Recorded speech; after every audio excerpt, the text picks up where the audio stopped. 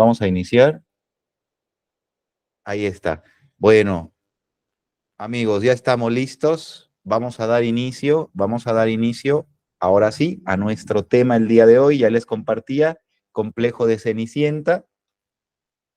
Esta forma, este patrón conductual que ha sido analizado por varias personas, pero en un principio por una gran maestra del psicoanálisis, Colette Dolwin, una también psicoterapeuta, psicoanalista, ¿no? Y hace un acercamiento bastante interesante de cómo es que la mujer puede de a poco ir teniendo cierta necesidad por lo que pueda llegar a ser el cuidado, la protección, incluso el resguardo, no solamente de un caballero, sino a nivel general como tal, el sentirse rescatada, el sentirse protegida, pero al mismo tiempo tomada, ¿no? De alguna forma, de cierto riesgo o peligro que en algún momento dado, y esto es algo bien importante, amigos y amigas, a veces la misma experiencia que está viviendo es resultante de que ella misma o él mismo creó esa experiencia. Quiere decir que a veces yo me llevo a riesgos con tal de querer ser rescatado. Y esto es algo de lo que vamos a ver el día de hoy. ¿Cómo nace? ¿Por qué surge? ¿Y de dónde se da este famoso complejo? Complejo que muchas veces tenemos muy usualmente en alguien que conocemos o que nosotros mismos incluso hemos tenido oportunidad de experimentar. Y es que le ha temido a la independencia.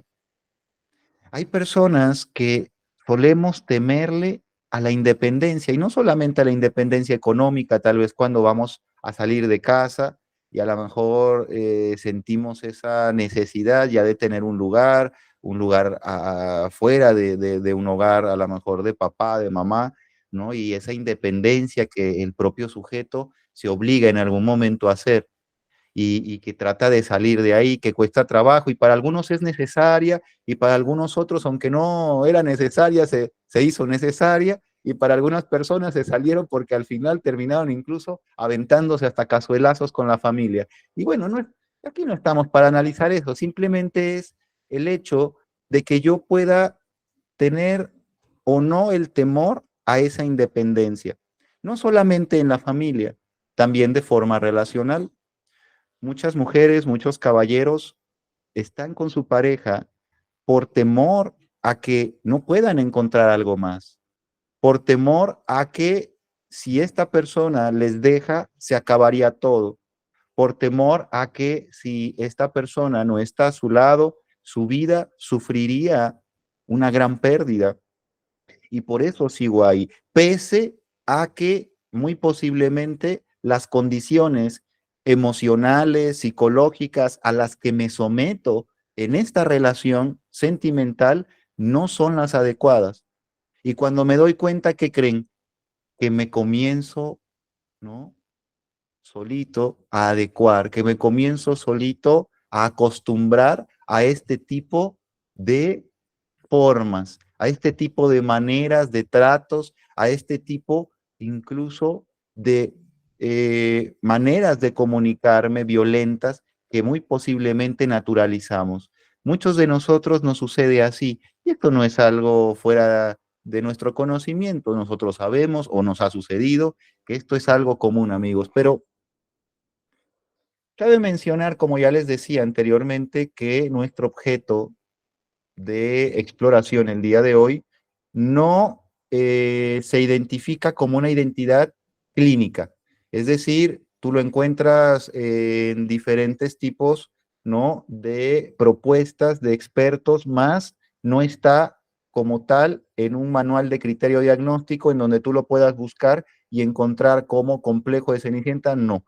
Esto tiende a ser un elemento más cultural. Esto tiende a ser un elemento mucho más apegado a una estructura social.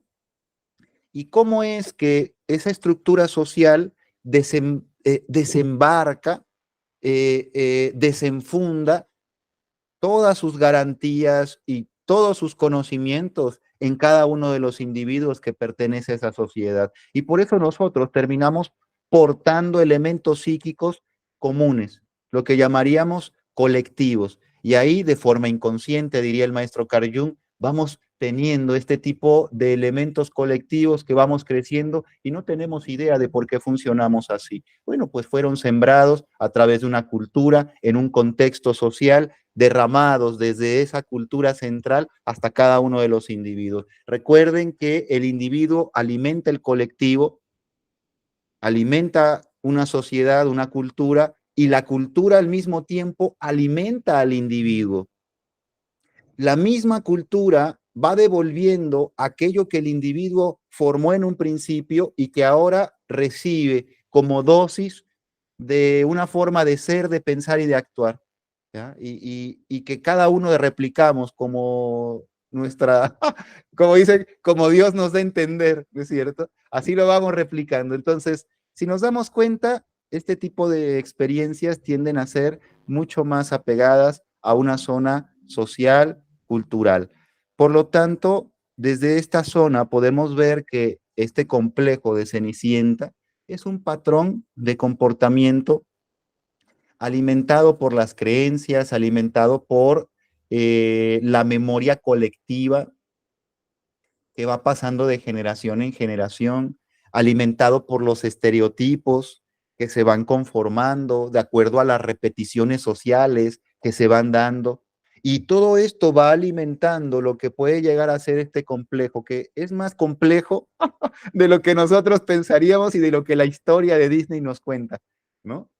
Por ahí de los años 70, en 1976, para ser más exacto, un doctor de apellido Lewin alzaba la voz diciendo y hablando de un síndrome de Cenicienta.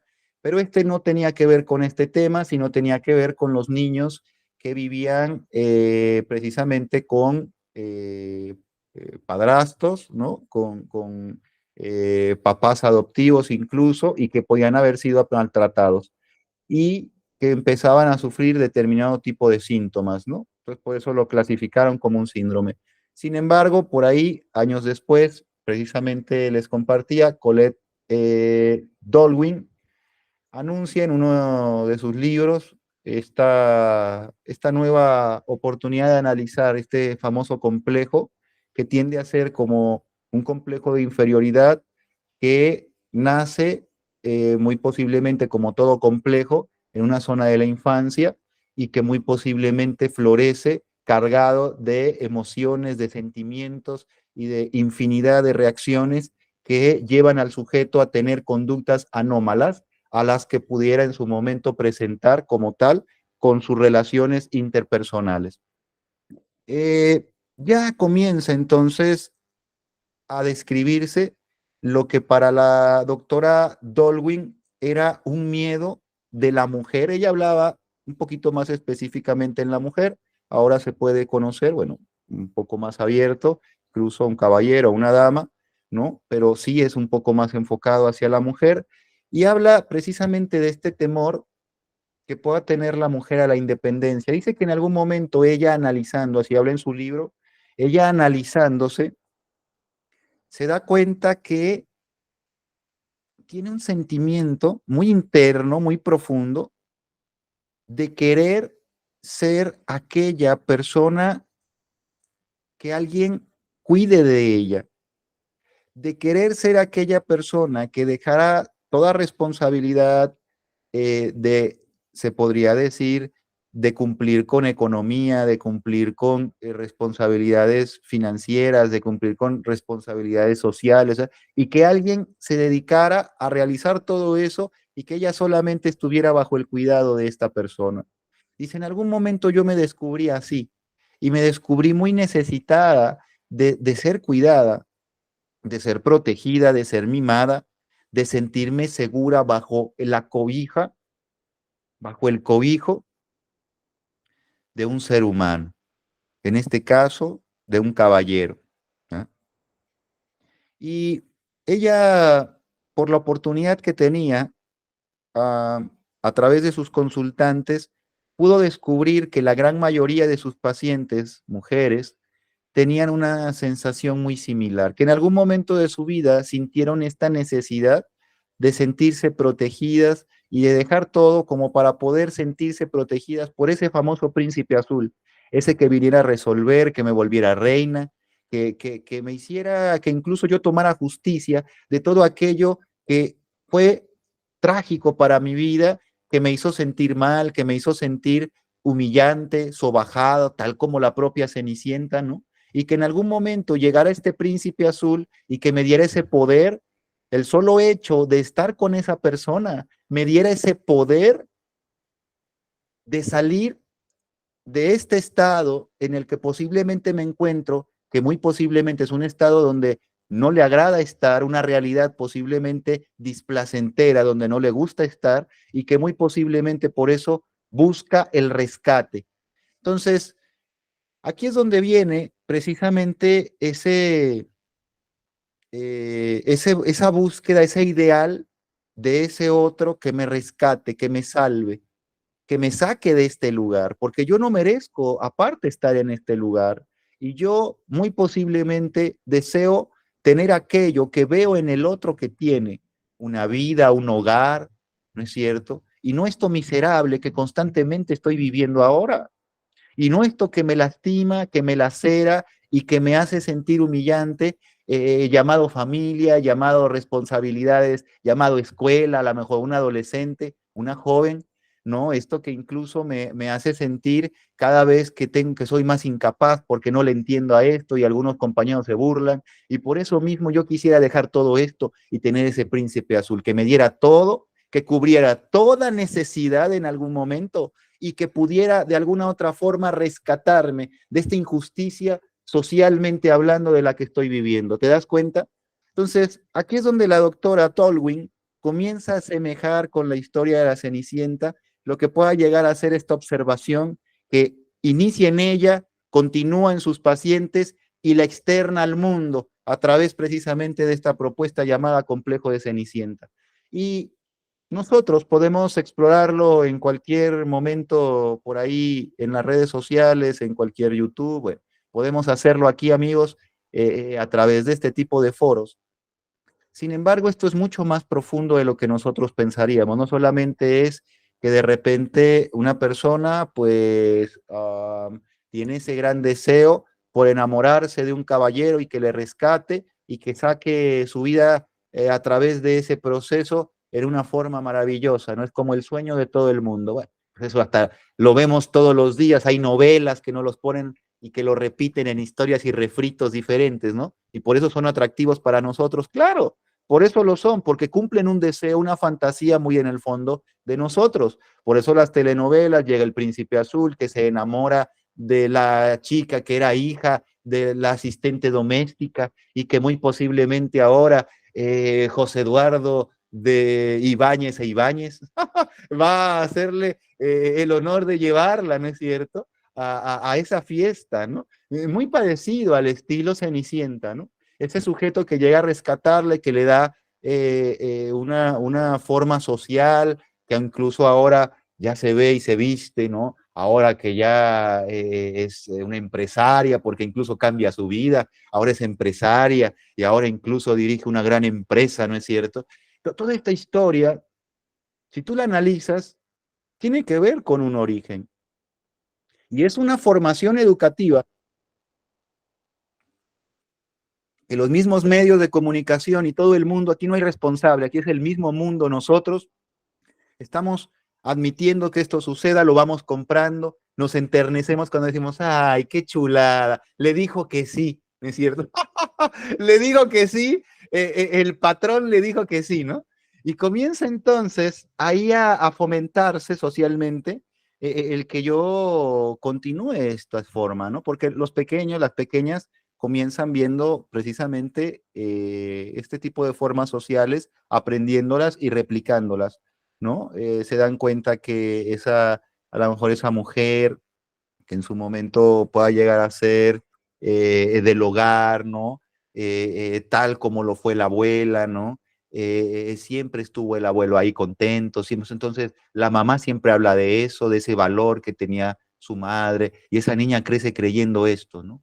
Entonces, si te das cuenta, mucho tiene que ver con el aprendizaje que nosotros observamos, lo que nosotros nos enseñan los demás, aquellos que nos cultivan, nos siembran y nos cultivan, y muy posiblemente también aquello que aprendemos a través de la propia sociedad, de este tipo de cuentos.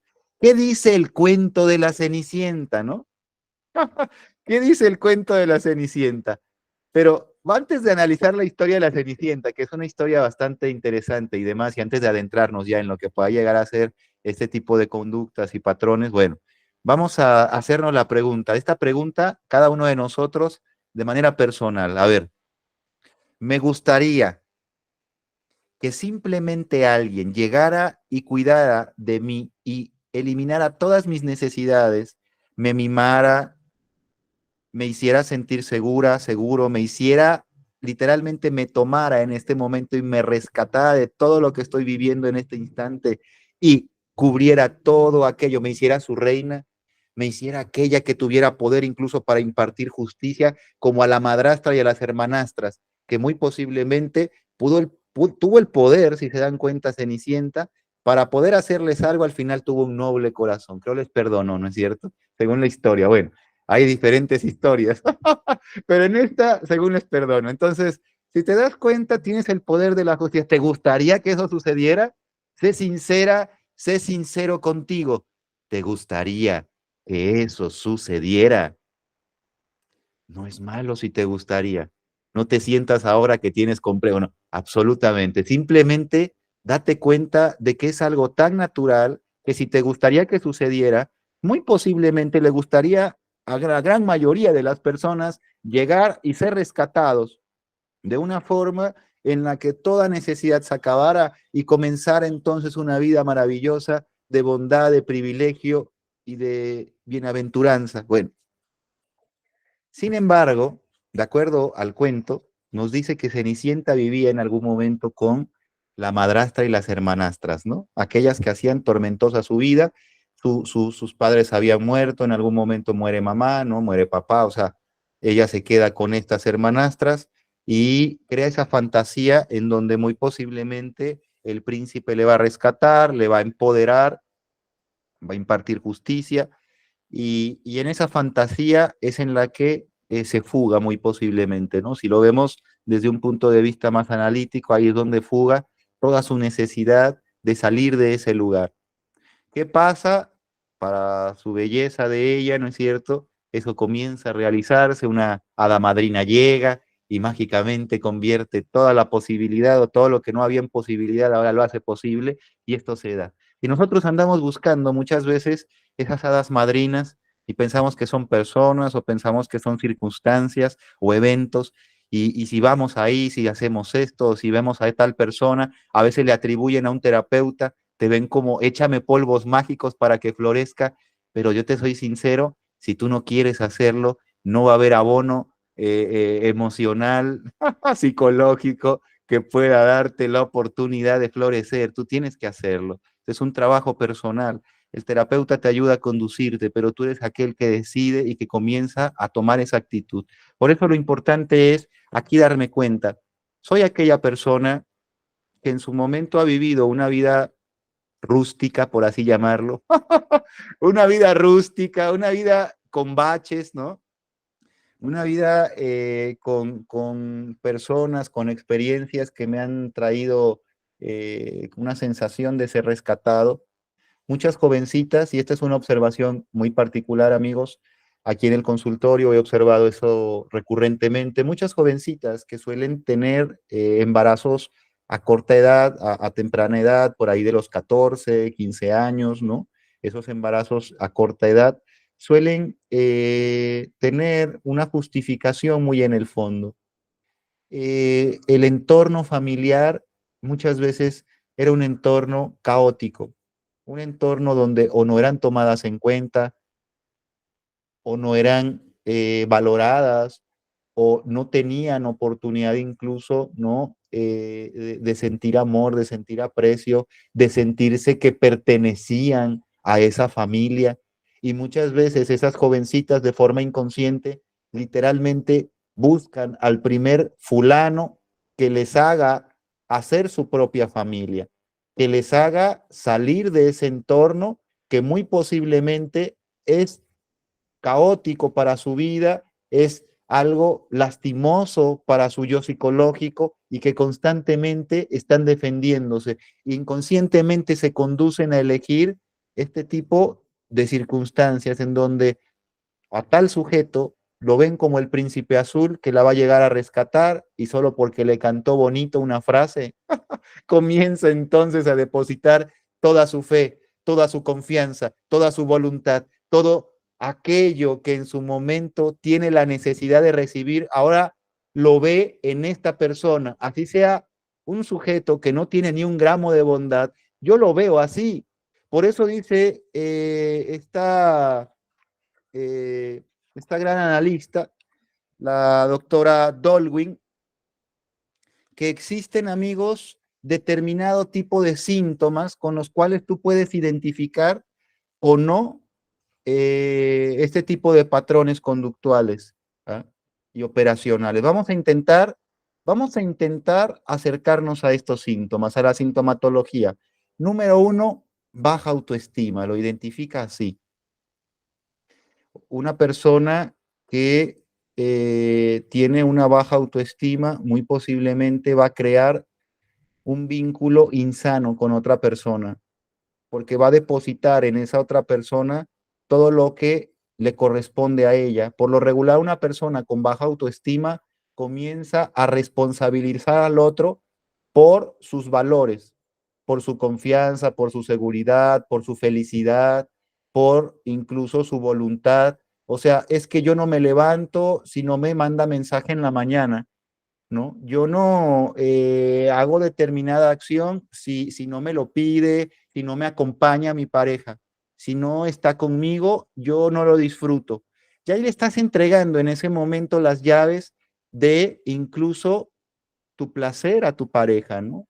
No es malo el que tú ayudes a que tu pareja decida o tenga determinado tipo de actividades o de buenas conductas y tú ayudes y aportes sugiriendo y demás. Pero en la pareja que termina muy posiblemente intercambiando el deseo en el otro, es decir, fusionando su deseo en el otro y dejando que el otro decida por la persona, es alguien que va muy posiblemente a sentir una comodidad muy grande, número uno, porque no tiene la responsabilidad de estar decidiendo y eligiendo. Pero número dos, va a tener la gran insatisfacción de que posiblemente lo que elija el otro no le va a hacer feliz, pero nada más por el solo hecho de no tomar la responsabilidad, de no tomar la elección, dejo que el otro decida y muy posiblemente eso me lleva a que el otro al final se vuelva dueño de mi vida.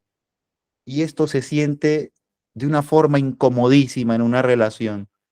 Se siente apretado, se siente muy posiblemente restringido, se siente limitado, se siente ahorcado. Entonces, es por eso que una persona con una estima baja entrega las llaves de esas responsabilidades al otro y el otro, que puede que sea un dominante, las toma con gusto y ¿qué creen? Comienza entonces a ejercer su dominio en la persona. Y ahora sí, la persona cuando se da cuenta que el otro domina toda su vida y gran parte de ella, dice, no podría dejar a esta persona. Es más, no me gusta estar con esta persona porque no me gusta cómo administra mi vida. Bueno, número uno, tú le diste las llaves y los controles. Número dos, ya te estás acostumbrando a cómo la persona te administra, ya te diste cuenta que no te agrada, pero ahora no te puedes quitar porque te da miedo el que tú no puedas administrarlo sola o solo. Por eso mismo, sigues ahí, por el temor a no poder con la carga y la responsabilidad de administrarte a ti, de decidir tú, de elegir tu camino, porque en el momento en el que el otro elige, el otro toma la responsabilidad y en ese preciso momento, ¿qué crees que sucede? Tú quedas exento. Por si el otro la riega, ¿para qué elegiste eso de mi vida? ¿Por qué elegiste eso para mí?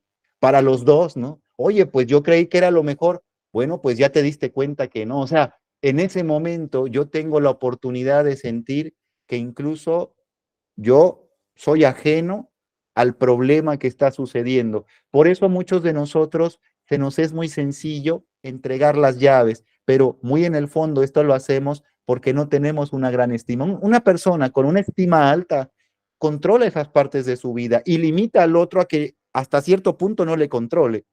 Si eres mi pareja, sí me encanta cómo eres, sí me fascina la manera en la que nos llevamos. Sin embargo, hasta aquí está ese límite que puedes ejercer en mí.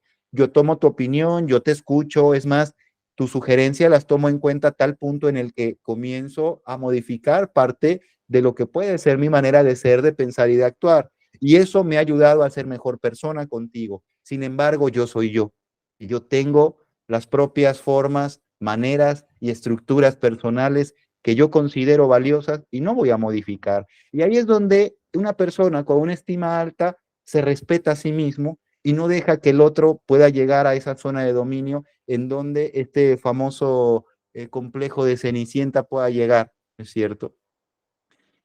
Por eso mismo, amigos, la baja autoestima es una de las principales características de este complejo. Posteriormente, esto lleva, también conduce a lo que es la dependencia o la codependencia, esta forma de depender del otro. Pues sí, como ahora tú controlas mi vida, como entregué las llaves de mis controles a ti, ahora dependo 100% de ti. Y si tú eres feliz, yo soy feliz. Y si tú decides que el día de hoy quieres estar molesta o molesto y quieres arruinarle la vida al mundo, ¿quién crees que es el primero que arruina su vida?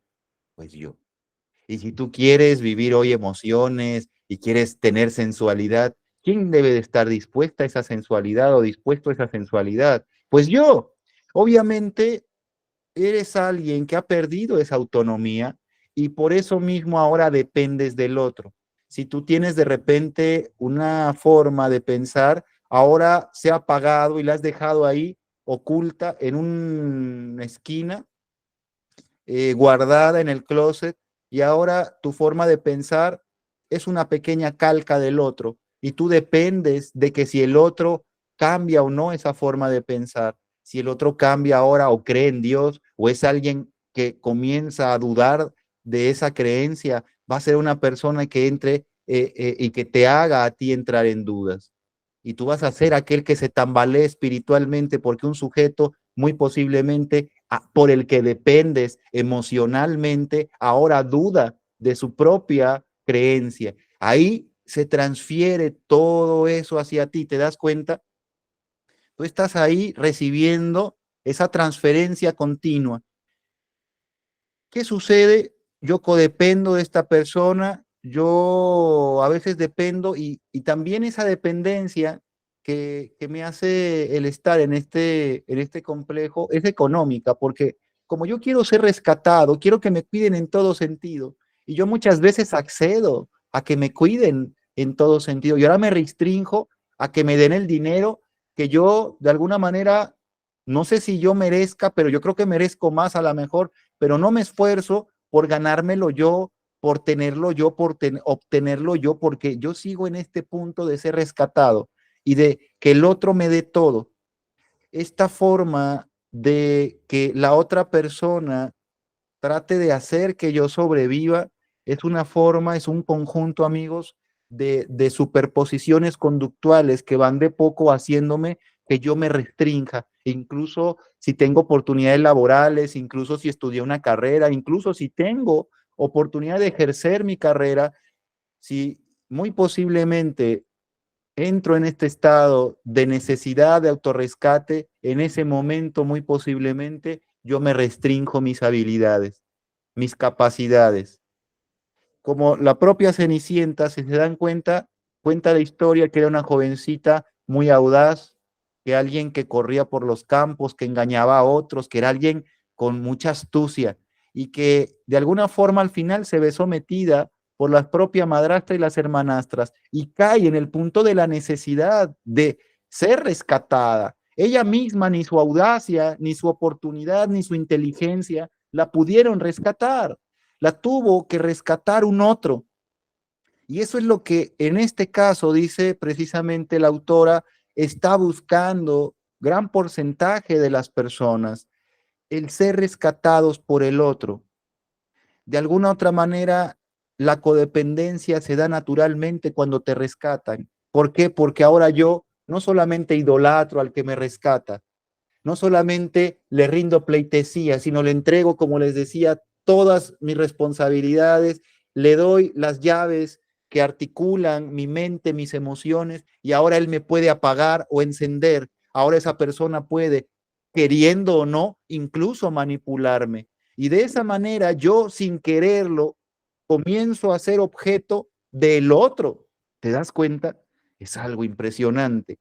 Posteriormente, otra zona que puede observar la autora dice miedo a enfrentar nuevos retos, nuevas experiencias. Esta es otra de las sintomatologías, el temor a enfrentar nuevos retos y nuevas experiencias. Estas personas que están dentro de este complejo de Cenicienta se van a mostrar renuentes a experimentar, a vivir, a dejarse vivir. Van a ver su tragedia como esa canción psicológica que constantemente arruina su vida y que está fastidiándole desde hace tiempo y es un chicle que ya perdió sabor, pero que lo sigo masticando y que lo estoy masticando y ya sabe feo y ya me duelen las encías, pero lo sigo haciendo. Es el miedo a enfrentar las nuevas cosas, el escupir el chicle me da miedo, me aterra, el no tener algo que masticar, ¿no es cierto?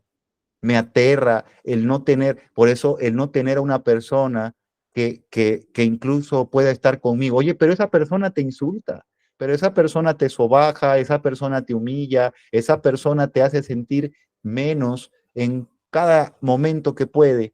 Bueno, pero peor es nada, decía por ahí la abuela, ¿no es cierto? Es mi peor es nada. No es cierto, hasta se reía. Es la cruz que me tocó cargar, decía otra abuela, ¿no es cierto?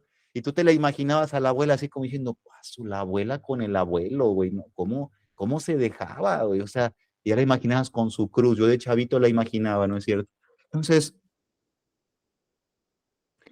este tipo de historias, amigos, no son ajenas a nosotros. Muchos de nosotros venimos de estas historias de personas con este tipo de complejos. De ahí nacimos incluso, de ahí venimos, o sea, traemos genética física, ¿sí? O sea, orgánica y genética psíquica de estas personas, genética emocional de estas personas, bioquímicamente hablando. De alguna forma, esa genética influye incluso en nosotros. Por eso podemos decir, pues es que yo no tengo este tipo de experiencias o no las he vivido, pero tal vez alguien cercano a ti, ya lo hablamos incluso anteriormente, 3 generaciones detrás, amigos, influye lo que pueda ser mi genética orgánica y mi genética psíquica. Por lo tanto, estamos ahora invadidos de infinitos patrones que ni siquiera sabemos por qué se repiten y están activos o no dentro de nosotros. Ahí es donde me doy cuenta que posiblemente también número 4, cuarto rasgo, cuarta posible síntoma, cuarto síntoma que anuncia la autora de este complejo de Cenicienta, la idealización de la pareja, de las personas, de las experiencias, la idealización. Esto es algo muy común. Estas personas en su momento tienden a idealizar. ¿Qué quiere decir idealizar? Tienden a atribuirle a una pareja, a una persona, a un familiar, puede que sea un hermano, porque no necesariamente tenga que rescatarte una pareja, a veces es el hermano mayor el que te rescata, a veces te rescata un primo, ¿no es cierto? Es aquel que te rescata, no necesariamente tiene que ser a veces una pareja, entonces, aquel que te rescata, ¿no? Yo idealizo en esa persona todos los atributos que yo necesito, por lo cual necesito ser rescatada. Entonces, muy posiblemente yo me llevo a idealizar, entonces deposito en esta persona todo aquello que yo no tengo. Y si a mí me hace falta respeto, lo veo, uy, esta persona es súper respetuoso. Y si a mí me hace falta amor, hombre, esta persona es súper afectiva, ¿ya vieron? Y la gente que está a mi alrededor lo ve y dice, este güey es más frío que una paleta de hielo, no tiene nada, nada de cariño, no es nada afectivo. ¿De dónde le sacas, amiga? Este güey es amoroso. No es que a lo mejor en público se cohíbe, pero ya conmigo, no, me abraza, de alguna otra manera yo le atribuyo. Cualquier sonrisa ya para mí es un abrazo. Cualquier sensación de calidez para mí ya está contribuyendo en mi ideal. Y yo me permito seguir construyendo el segundo piso de mi ideal, el tercer piso, el cuarto piso, el quinto piso. Cuando me doy cuenta, estoy armando un castillo de ideal impresionante. Ya lo quisieran los grandes caballeros de la Edad Media. Castillazos que nos armamos, amigos. Imponentes, tan grandes que nos damos cuenta al final de que ese sujeto no era nada, pero al final de que hasta nos perdimos en el castillo. Tenía tantos pasadizos y veredas que nos perdimos en sus jardines. Cuando nos damos cuenta, el sujeto no era ni siquiera 1% de lo que le atribuimos. Le atribuimos que era educado, le atribuimos que era buen hombre, buena mujer, le atribuimos que era alguien que tenía oportunidad incluso de ser inteligente, no, pues obviamente si me eligió, tiene buen gusto, ¿no? Ya desde ahí, ya desde ahí le atribuyo, si me eligió es porque tiene buen gusto, ¿no? Entonces comienza la atribución al sujeto y cuando me doy cuenta, idealizo muy fácilmente, le construyo literalmente todo un templo al sujeto donde él vive y habita, las personas a mi alrededor intentan ayudarme, muchos me dicen, oye amiga, oye amigo, lo que estás viendo como que no es muy verdadero, el sujeto te maltrata y es un poco llevadero contigo, incluso hasta a veces se ve como que te insulta y a poco así dices tú, no, pues es que te veo muy enamorada, pues yo no te quiero decir nada, pero ahora te lo estoy diciendo. No, y te enojas, ¿no? Porque defiendes el objeto de deseo. ¿Cómo te atreves a malnombrar al gordo, ¿no? ¿Cómo te atreves a malnombrarlo?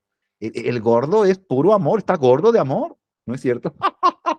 ¿Cómo carajo estás insultando la figura de mi gordo? Pues te quedas cansada de aclarar a la gente que ellos no ven lo que tú ves y tú dices, es que ustedes no ven lo que yo veo. Pues no, obviamente no, estamos viendo la realidad, estamos viendo qué carajo es ese espécimen que tienes frente a ti. Hace 2 días creo era chango, ¿no es cierto? O sea, estábamos viendo de alguna otra manera que ese sujeto tiende a ser lo contrario a lo que tú dices que es y muy posiblemente no quieres entenderlo, dejamos que vivas la experiencia. Y comienza entonces ese ideal a funcionar en la persona. Pasa el tiempo, la persona comienza a bajar el ideal, se da cuenta de la realidad y dice, ¿cómo ha cambiado el gordo? Ese gordito contento y sonriente ya cambió, ya no es el mismo.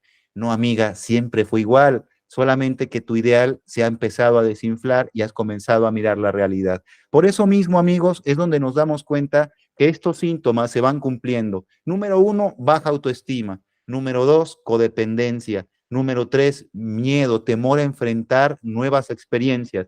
Número 4, idealización de las personas y las experiencias. Apenas que me gradúe, yo voy a ser un gran ser humano y feliz. Apenas que ponga mi casita, apenas que saque mi crédito, apenas que encuentre el trabajo, apenas que venda tanto, apenas que... Y comienzo a depositarle, a veces no a la persona, a veces a la experiencia. Y a la experiencia es aquello que me rescata, ese negocito me va a rescatar, Dios mío, es mi boleto de lotería. Y ahí estoy depositando toda mi fe, toda mi confianza, toda mi voluntad. Y ahí estoy poniendo a San Antoñito de cabeza, ya no sé ni cómo ponerlo al pobre, ya el pobre lleva 2 años ahí de cabeza, ¿no es cierto? Entonces, ya me quedo pensando en qué va a suceder, pero estoy ahí, en medio de ese momento de depositar toda mi fe en esa experiencia que me va a rescatar. A veces no es un sujeto, a veces es una experiencia, un momento, una vivencia. ¿No? ¿Te das cuenta entonces? Cuando hablamos de complejo, amigos, hablamos de este conjunto de pensamientos, de conductas que están cargadas emocionalmente, ya les decía, y que esta carga emocional hace que el ser humano reaccione de determinada manera. Por lo tanto, entonces, si nosotros hablamos de este tipo de seres humanos, están buscando una vida en donde sus conductas les llevan a que ellos traten de descansar en los brazos de, en este caso, aquel ser humano que les rescata, que les salva y que les da la oportunidad de vivir una vida maravillosa. ¿Por qué sucede esto? Tú te preguntarás, y si no es así, tal vez, ¿de dónde nace este tipo de formas, de conductas? Bueno, yo puedo, amigos, identificar cuatro posibles diferentes fuentes, desde mi muy personal experiencia, desde mi muy personal vivencia aquí en consulta, puedo notar esto. Número uno, la persona es una persona que se le dificulta muchísimo creer en sí misma. Es alguien que tiene un concepto muy bajo de sí mismo. Su concepto personal está desinflado. Tal vez vivió experiencias difíciles que le hicieron sentir eso. Tal vez fue alguien que no tuvo oportunidad de sentir la seguridad y por eso esa seguridad no le ha acompañado, no le ha cobijado y por eso no tiene fe en sí mismo. Muy posiblemente sea alguien que esté frustrado porque no le ha salido algo y por eso ha perdido la fe. Mucha gente que se frustra porque no le salen las cosas pierde la fe en sí mismo. Es que yo me entreno, es que yo me parto el alma haciéndolo y cuando llega el momento, cuando compito, cuando tengo la oportunidad, fallo y en ese momento pierdo un pedacito de fe en mí. Ya la próxima vez, ya chingue su madre, ya a ver qué sale, ¿no es cierto? Ya la fe en mí ya no está vigente, ya, oye, mi campeón, no, ya ni campeón me digas, ¿no? Ya comienzo a sentir cada vez menos y menos y menos la oportunidad de creer en mí. Si yo no creo en mí, pues obviamente las demás personas comienzan precisamente a perder esa credibilidad también. Yo soy el primer sustento de esa fe. Y si tanto yo la patrocino, las personas pueden tomarla, pero si yo comienzo a carecer, la gente no va a tener tampoco de dónde sostener esa fe. Por eso muchos de nosotros terminamos entregando al otro esta sensación de tener que ser rescatado e idolatrando a ese sujeto que llega y que nos salva, a esa persona, a esa experiencia que va a llegar y nos va a salvar y confiamos ciegamente en que así suceda. ¿Por qué? Porque como no creo en mí, creo en ti, creo en que tú tienes el poder, creo en que tú tienes la habilidad porque yo no la tengo. Tú tienes la fuerza porque yo carezco de ella. Tú tienes el poder que yo tuve o que ejercí en algún momento y que ahora, ¿qué crees? Se me ha ido de las manos. Tú eres quien va a ser aquel agente de rescate en mi vida. Y ahí estamos. Número dos, amigos, y esta es una propuesta más analítica, ¿no? Más enamorado del deseo de una pareja que del propio sujeto. Una persona que se encuentra más enamorada de una pareja como tal en concepto que de la propia persona. Es que yo estoy enamorado de lo que representa una pareja. Una pareja representa que yo voy a hacer, formar un hogar, que voy a tener familia, que voy a tener a los míos. Es como les decía, esa jovencita que inconscientemente a los 15 años se lleva a tener intimidad, relaciones sexuales imprudentemente y comienza entonces un proceso de embarazo. Muy en el inconsciente, ella se llevó a cumplir su deseo y su deseo era el salir de un caos familiar y embarcarse en la aventura de crear su propia familia, su propia experiencia en un hogar aparte de su hogar.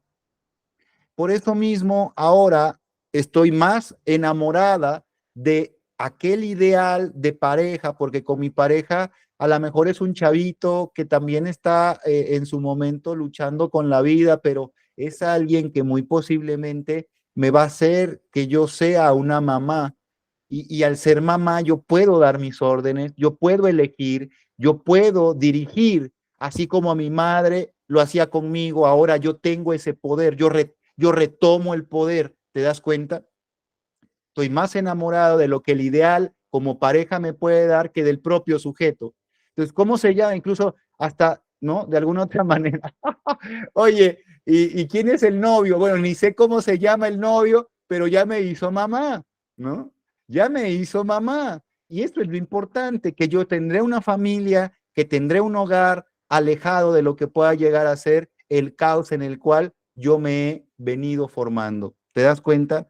Y este tipo de formas, muy posiblemente, amigos, nos dirigen a, pues, aferrarnos a ese sujeto que muchas veces no es el príncipe azul, ni se acerca, ni le llega a los talones de un príncipe azul, fue alguien que elegiste de manera a veces inconsciente por determinadas motivaciones y que pensaste que era el sujeto ideal para formar esa familia. Y cuando te das cuenta, muy posiblemente no era, pero tú ya eres mamá de 3 pequeñitos, 2 pequeñitos, y esa situación me hace que yo me conforme, muchas veces dicen, por los hijos, a vivir una vida muchas veces de tormento al lado de un ser humano que yo elegí simplemente por tratar de cumplir con un ideal y no era la persona que cumplía con mis expectativas, solamente cumplía con el ideal, pero no con la expectativa personal, simplemente rellenaba la necesidad,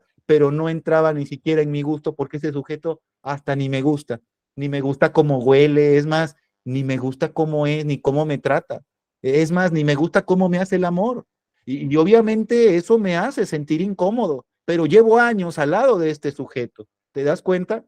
Ahí está, más enamorado del deseo de una pareja que del propio sujeto como tal. Número 3, una gran necesidad del instinto básico, amigos, de seguridad social.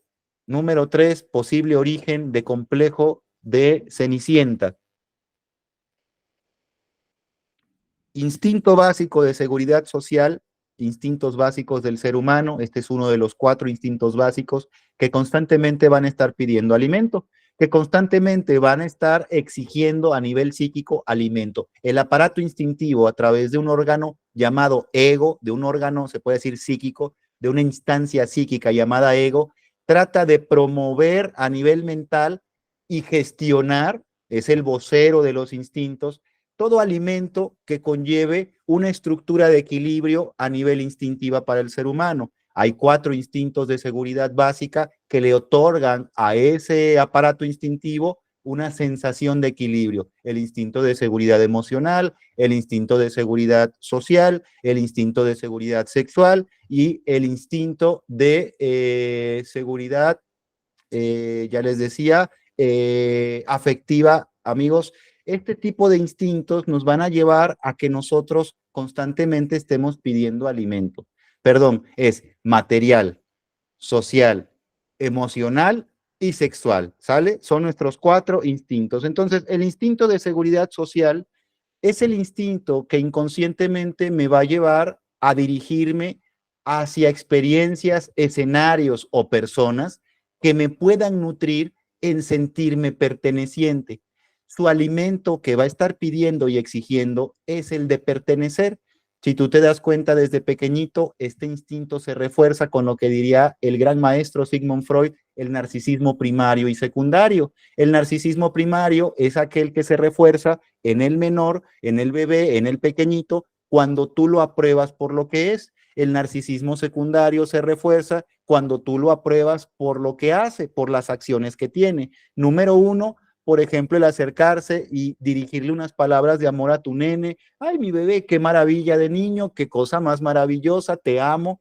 Y el solo hecho de verlo te inspira cariño y afecto. Eso lo percibe el pequeñito y se siente aprobado, dice el doctor Freud, y de esa manera él comienza a reforzar lo que va a ser una zona de autoestima o de narcisismo, como lo llamaba el doctor Freud, que comienza a ser sano para ese pequeño. Posteriormente, el pequeño comienza a tener acciones como hablar, caminar, ir al baño, y tú le refuerzas diciéndole, hey, hiciste bien este acto, pudiste dar varios pasos, esa palabra que dijiste fue compleja, felicidades, ya estás hablando mejor.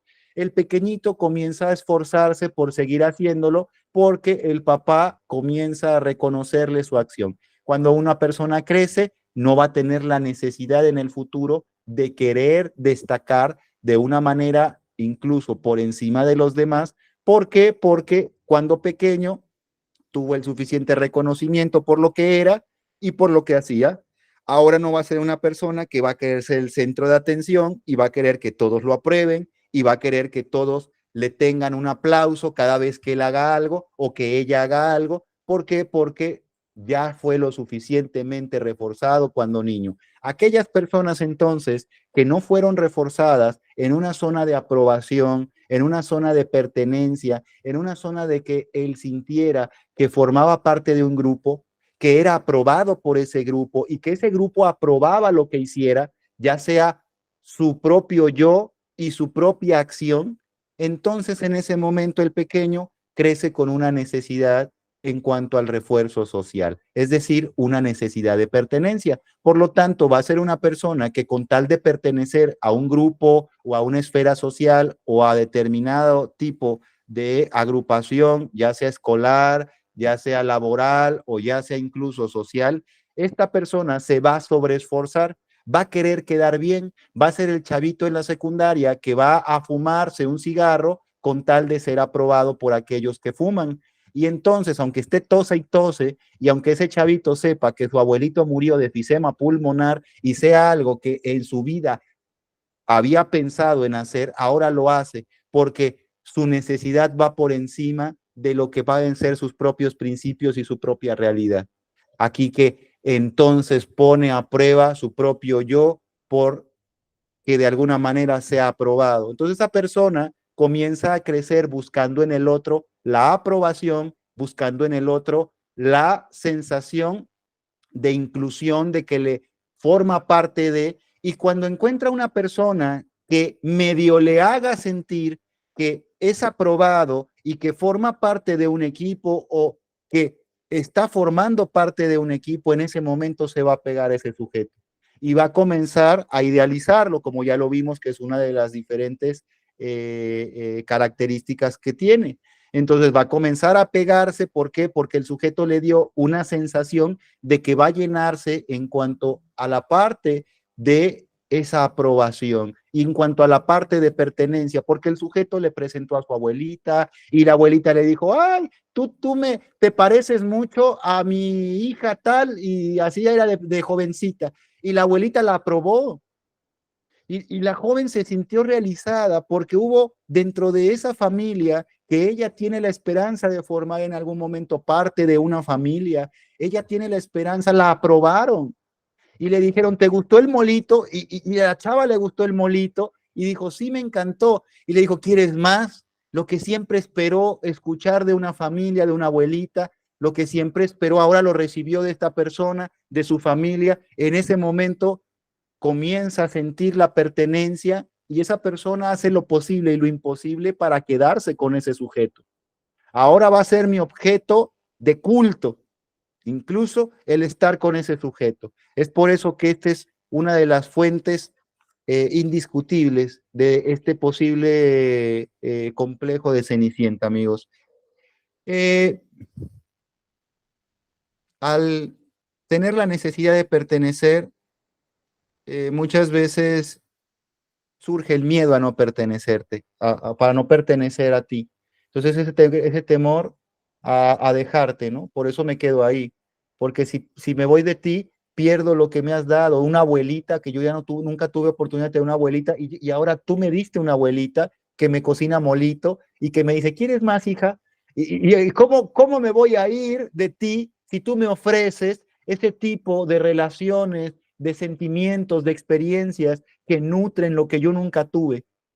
¿Cómo voy a alejarme de ti? Y es por eso que comienzo a pegarme más y más, a pesar de que la relación con ese sujeto no sea la relación que yo estaba esperando, ¿no es cierto? Número 4 y última fuente de posibilidad para originar un posible complejo de Cenicienta, la tradición. Y es que la tradición prácticamente marca un camino, amigos.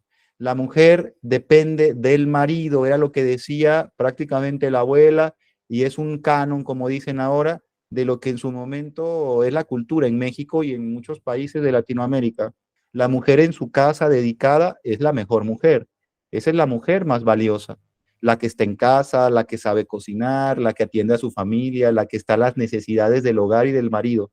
La mujer que desea incluso a través de su pareja, ¿no? Esa mujer que está al lado del marido, que muy posiblemente está ahí y que comienza a desear a través del marido. ¿Cómo desea?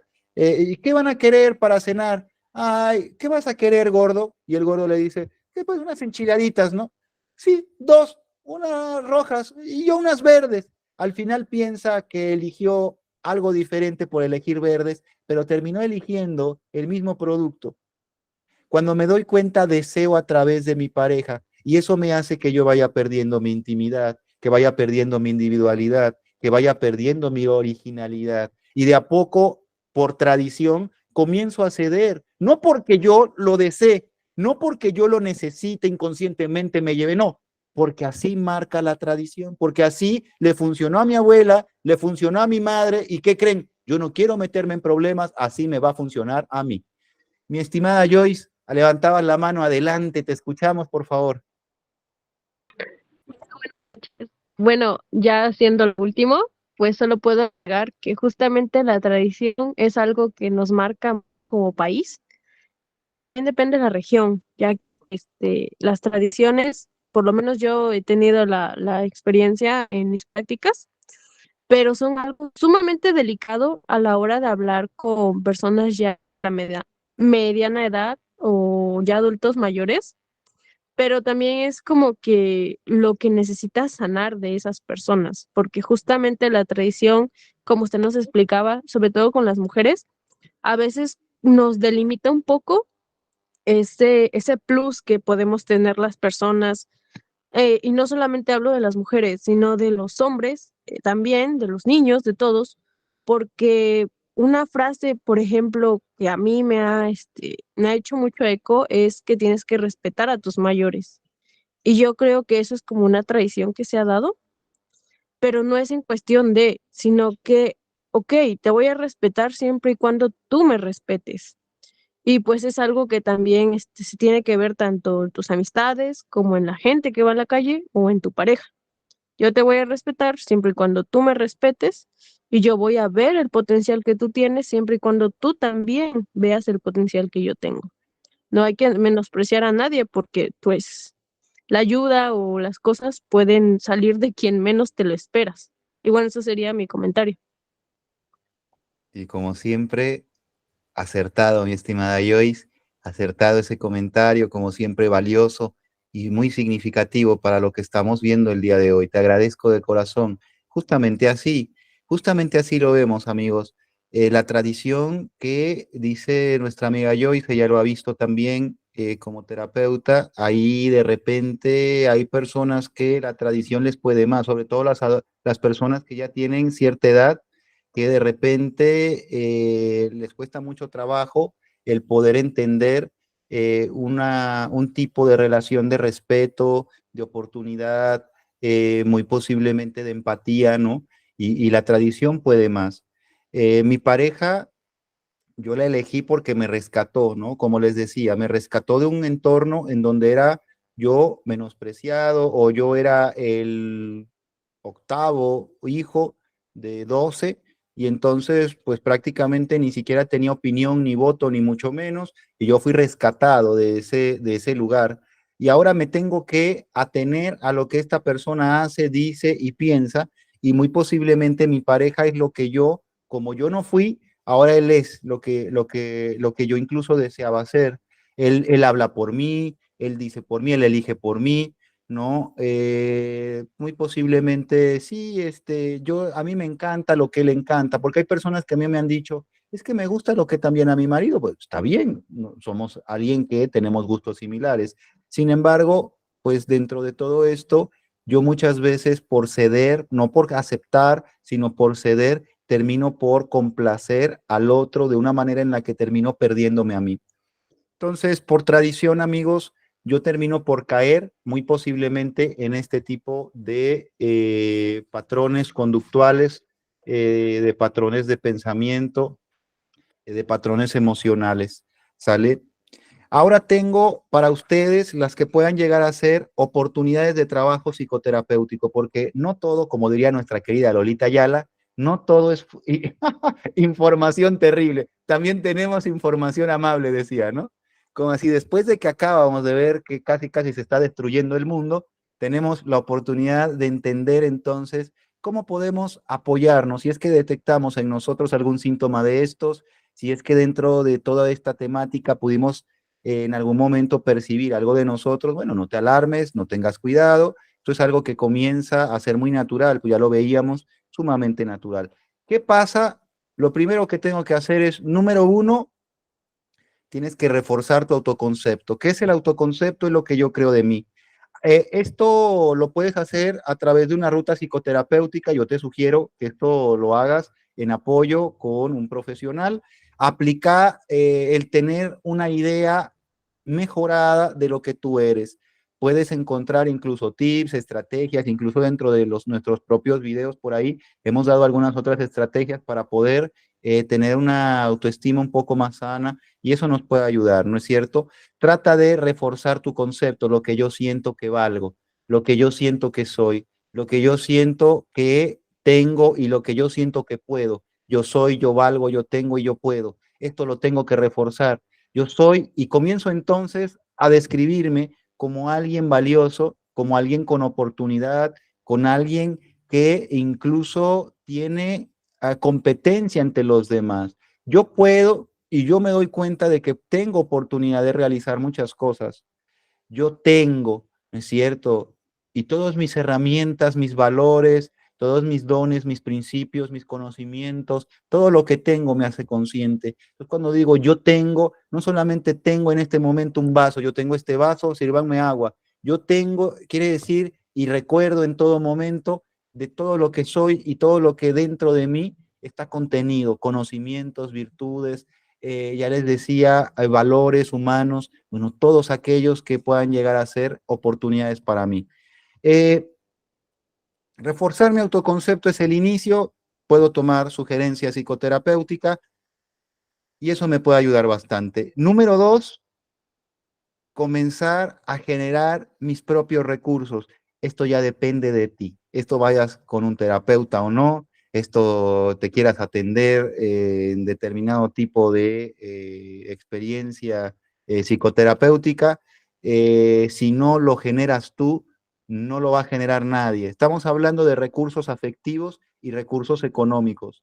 Si ya te diste cuenta que eres alguien que depende de una persona y que le cuesta trabajo salir de esa dependencia, tanto afectiva como económica, trata de a poco de ir probando darte a ti cariño, darte a ti afecto, darte a ti oportunidad, darte a ti ese tipo de elementos de cuidados que muy posiblemente le ofreces a ese sujeto. Comienza a tener un poco de oportunidad para ti. Y no solamente eso, comienza a buscar la forma también de generar una economía para ti. Trata de buscar generar ingresos.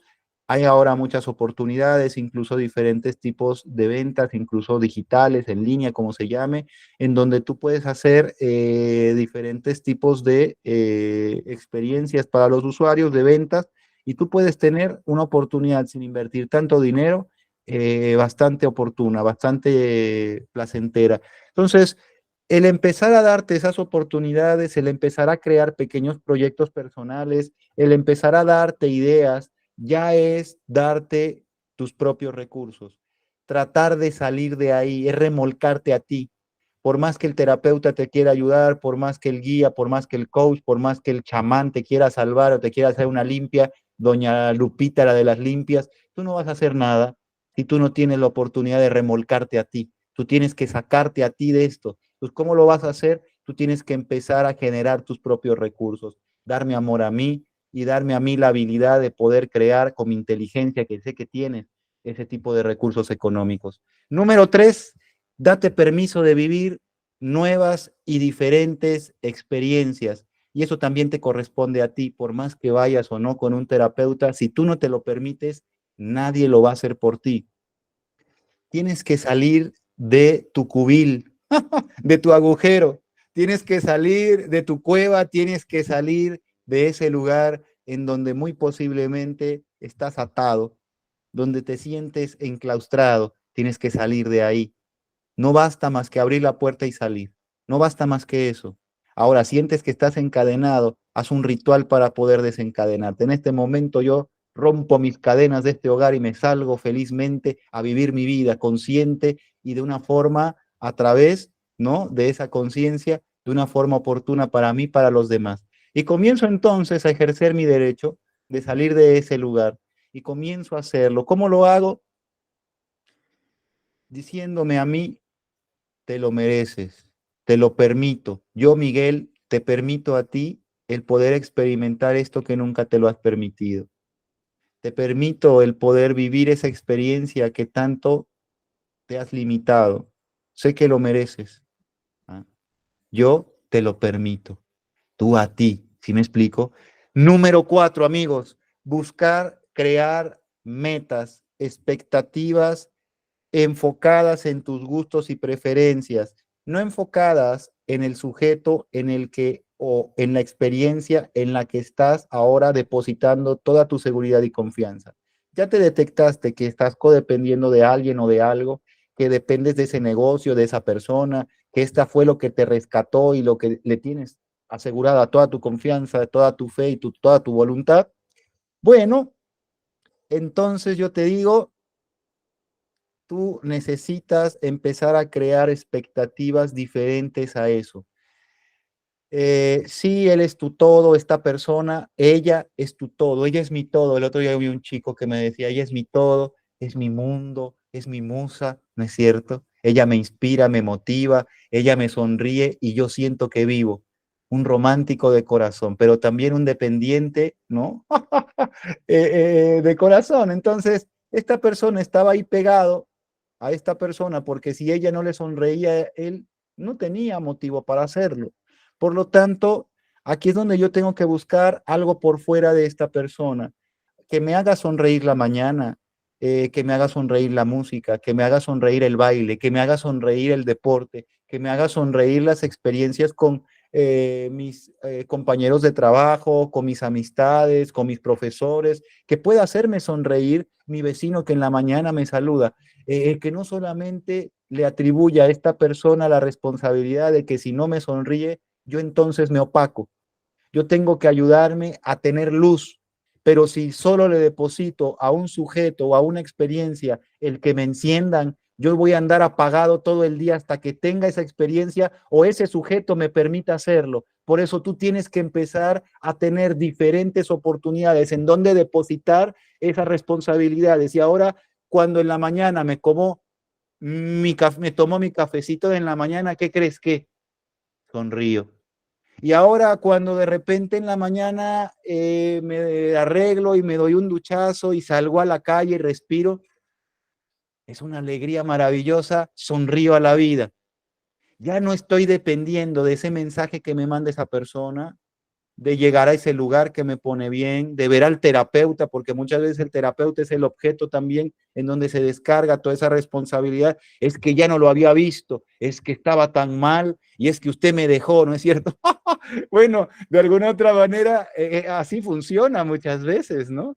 El que nosotros seamos humanos y estemos a veces o no en la vida de otro ser humano es algo natural. Por eso no debemos determinar por depositar en alguien o en algo. Podemos diversificar, así se llama, amigos, diversificar en diferentes objetos aquellas zonas de posible placer y de posible dicha en mi vida.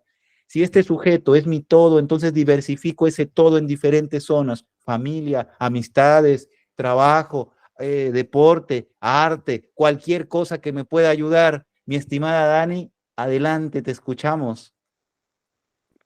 Algo que he aprendido y comprendido a lo largo del tiempo es que las personas suelen ser pilares para nosotros y como usted dice, no hay que depositar plenamente en nuestra pareja, pues como descargarnos emocionalmente solamente con nuestra pareja, sino también podemos tener amigos, podemos tener gente de confianza y como usted dice, disfrutar y tener intereses propios porque pues no podemos ser codependientes de nuestra pareja, hay que ser también nosotros mismos y hay que ir descubriendo partes de nosotros, tomar hobbies, hacer cosas nuevas, intentar hacer cosas nuevas, nuevas experiencias y compartirlas. Y yo pienso que eso es algo muy lindo.